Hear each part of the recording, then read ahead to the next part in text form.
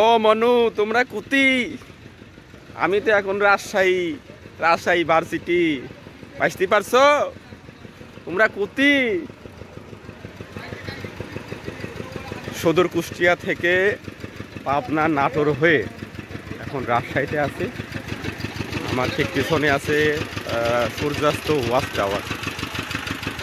2003 সালে বেগম খালেদা জিয়া এটি উদ্বোধন করেন 21শে ডিসেম্বর। আমি ঠিক আছি প্রশাসনিক ভবনের সামনের সাইডে। খুবই সুন্দর একটি বিশ্ববিদ্যালয়। রাজশাহী জেলা পরিষ্কার পরিচ্ছন্ন দিক থেকে সব থেকে প্রথমে, সাজানো গোছানো একটি শহর, সুন্দর।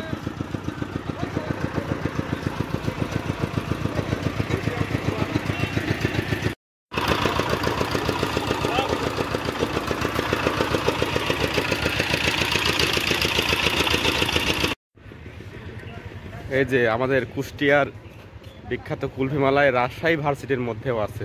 এই যে মামা বিক্রি করছে। এটা হচ্ছে তাজউদ্দিন আহমেদ সিনেট ভবন রাজশাহী বিশ্ববিদ্যালয়ের মধ্যে।